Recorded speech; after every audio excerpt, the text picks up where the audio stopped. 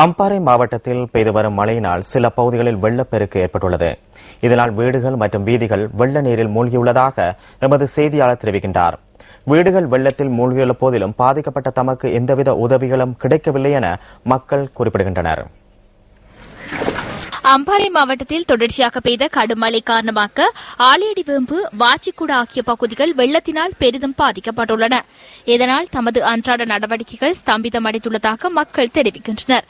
இந்த நிலையில் வெள்ளத்தினால் பாதிக்கப்பட்ட மக்களை பல தரப்பினரும் வந்து பார்வையிட்டு செல்கின்ற போதும் தமக்கான உதவிகளை வழங்க எவரும் முன்வரவில்லை என மக்கள் குறிப்பிடுகின்றனர். அத்துடன் ஆலியடிவேம்பு, வாச்சிக்குடா ஆகிய பகுதிகளில் உள்ள வீதிகளுக்கு உரிய முறையில் வடிகான் அமைக்கப்படாமையினால் வெள்ளத்தினால் தொடர்ந்தும் தாம் பாதிக்கப்படுவதாக அவர்கள் சுட்டிக்காட்டுகின்றனர்.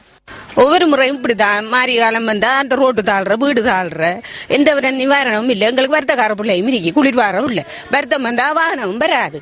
இல்ல வீட்டுக்கு தண்ணி ஏறுதுன்ட்டு இதுக்கும் தாரதும் இல்லவிய.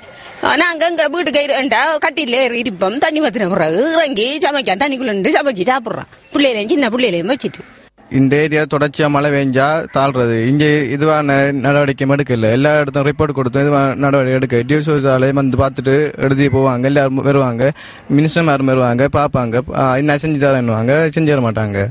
எங்களுக்கு தண்ணிக்கு கிடக்க எந்த உதவியும் இல்லை. எங்களுக்கு பெரிய கஷ்டமான நிலைமையில நாங்கள் இருந்து கொண்டிருக்கோம். எங்களுக்கு எந்த உதவியும் பண்ற மாட்டேங்கிட்ட. எங்களுக்கு ஏதாட்ட உதவி செய்யணும்.